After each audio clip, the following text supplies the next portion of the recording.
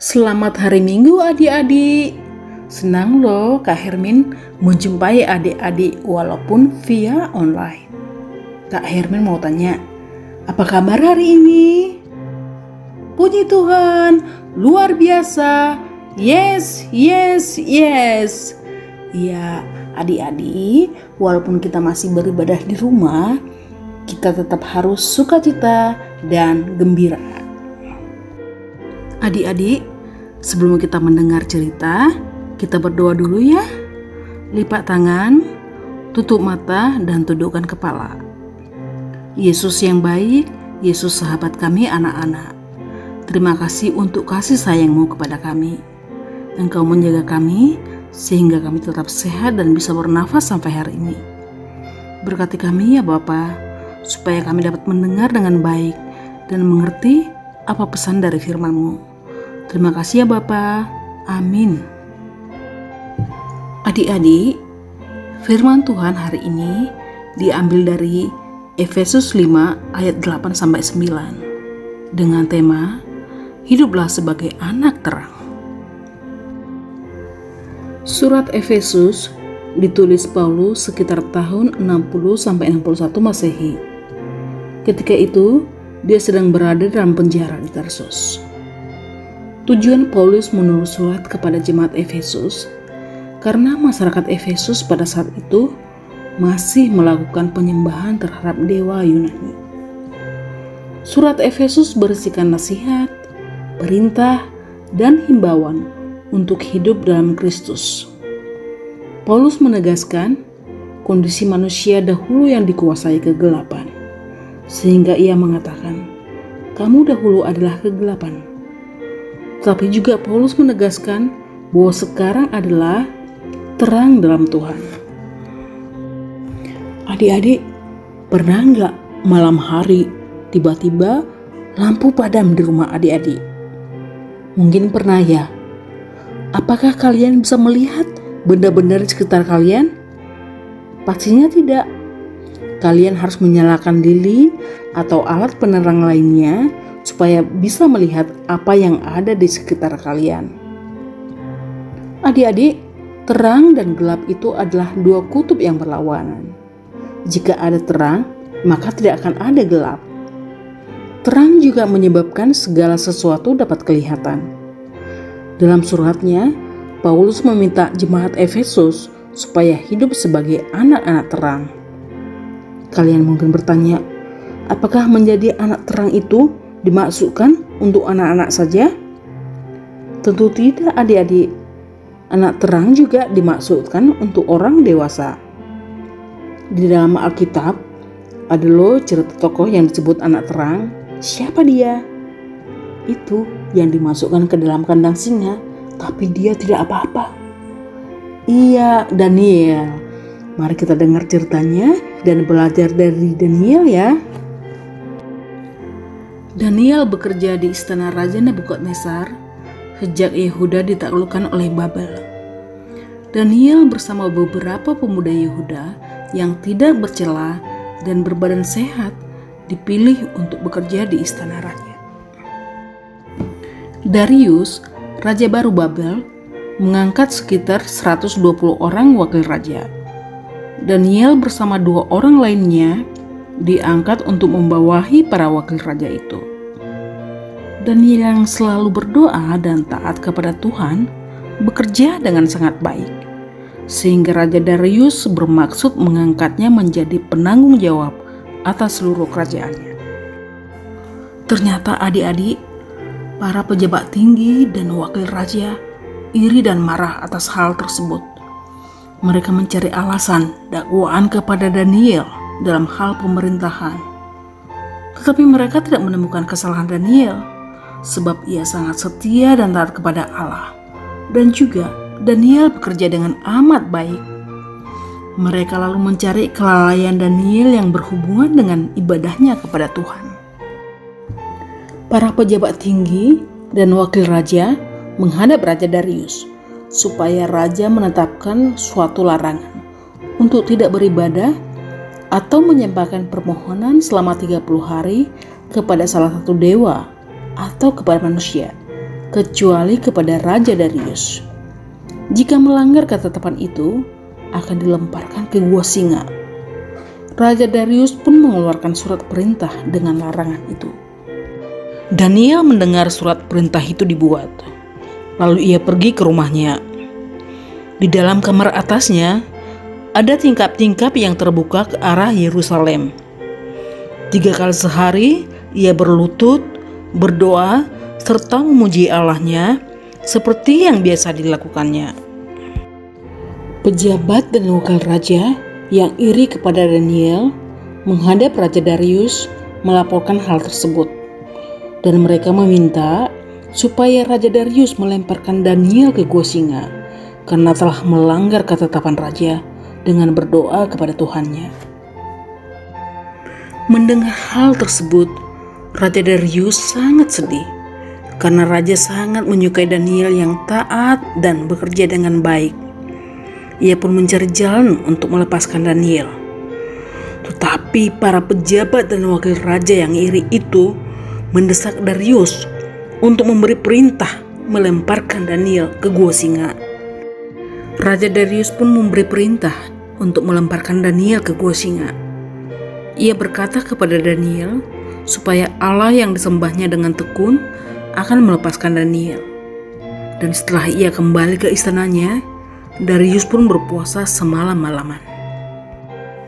Pagi-pagi sekali, ketika fajar menyingsing, Raja Darius bergegas ke gua singa, dan ia berseru kepada Daniel dan bertanya, apakah Allah yang disembah Daniel itu telah melepaskannya dari singa-singa itu. Ternyata adik-adik, Allah telah mengutus malaikatnya untuk mengatupkan mulut singa-singa itu, sehingga Daniel tidak apa-apa, karena Daniel itu tidak bersalah di hadapan Allah dan juga di hadapan Raja Darius. Daniel pun diangkat dari gua singa, dan raja memerintahkan supaya pejabat dan wakil raja yang menuduh Daniel beserta istri dan anak-anaknya dilemparkan ke gua singa. Dan singa-singa itu menerkam dan meremukkan tulang-tulang mereka. Setelah itu, Raja Darius mengirim surat kepada orang-orang dari setiap bangsa di kerajaan yang dikuasainya. Mereka harus takut dan gentar kepada Allahnya Daniel, sebab dialah Allah yang hidup dan kekal selama-lamanya. Adik-adik, Daniel menunjukkan ciri-ciri seorang yang hidup sebagai anak terang. Dia mengasihi Tuhan, taat beribadah, dan setia berdoa. Daniel juga berani dan selalu berbuat baik dan jujur. Daniel diangkat menjadi pejabat tinggi di 3 pemerintahan raja yang berbeda loh, yaitu Raja Nebukadnezar, Raja Belsasar, dan Raja Darius. Mengapa demikian ya? Karena Daniel itu sangat disayang oleh Allah dan disenangi oleh raja-raja karena karakternya yang positif. Pejabat dan para wakil raja itu menunjukkan ciri-ciri mereka yang hidup dalam kegelapan. Mereka iri hati, dendam, dan tidak senang melihat orang lain berbahagia. Apakah tandanya seseorang sudah menjadi anak terang? Rasul Paulus memakai ungkapan pohon yang berbuah tentang hidup sebagai anak terang. Pohon dikenal dari buahnya. Buah terang adalah kebaikan, keadilan, dan kebenaran. Kebaikan itu pasti positif, indah, menyenangkan, dan selalu memberikan manfaat. Adil artinya tidak berat sebelah, tidak memihak, tidak sewenang-wenang, dan selalu berpihak pada kebenaran. Sedangkan benar berarti tidak salah, dan kebenaran itu pasti selalu baik. Apa pesan cerita ini serta aplikasinya untuk kami anak sekolah minggu kakak? Tadi buah terang itu ada 3 kan? Yang pertama kebaikan. Hal konkret apa yang bisa dilakukan oleh anak sekolah minggu? Yang pertama, kita harus lemah lembut, tidak suka marah-marah, Terus, kita juga harus selalu jujur. Jangan suka berbohong seperti Pinocchio. Apalagi Kak, kita harus sayang keluarga. Papa, mama, adik kakak, dan opung, serta yang lain-lain. Jangan lupa berempati kepada orang lain. Peduli kepada orang lain. Manner sudah sering kita lupakan adik-adik. Kita sering lupa mengucapkan kata tolong, terima kasih, permisi, terutama kepada mbak kita di rumah loh. Apalagi Kak, kita juga harus selalu menjaga kebersihan, seperti membuang sampah pada tempatnya. Dan yang terakhir adalah harus sportif. Harus bisa menerima kekalahan dengan baik. Jangan sedih berlebihan. Dan juga kalau kita menang, jangan bergembira terlalu berlebihan. Buah terang yang kedua adalah keadilan. Keadilan yang bersumber pada kebenaran dan tidak memihak, artinya bahwa semua manusia, semua anak-anak adalah sama di hadapan Tuhan. Karena kita sama di hadapan Tuhan, maka kita juga harus bisa berteman dengan semua orang, tanpa memandang mereka kaya, miskin, cantik, kurang cantik, pintar atau kurang pintar. Kita harus bisa berteman dengan semua orang. Keadilan juga masalah peduli dan masalah berbagi. Adik-adik, Tuhan memberikan rezeki yang berbeda-beda kepada setiap orang. Mungkin orang tua kita memberikan uang saku yang berlebih. Adik-adik bisa menabung sedikit dari uang saku adik untuk berbagi dengan anak-anak yang orang tuanya bahkan tidak mampu untuk membeli makanan. Adik-adik, adil itu tidak berarti harus selalu sama loh. Sering kita salah mengartikan dan memahami kalau adil itu harus sama, terutama dalam hal yang menguntungkan kita.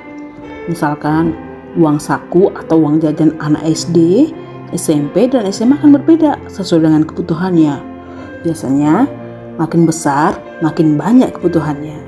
Jadi kalau adik-adik dikasih uang saku lebih sedikit dari abang kita, jangan marah. Karena nanti kalau adik-adik juga sudah besar, tentu akan berbeda uang sakunya. Yang kedua, dalam hal pekerjaan atau tugas yang diberikan orang tua di rumah. Biasanya anak yang lebih besar akan lebih berat bebannya dibanding dengan adik kita yang lebih kecil.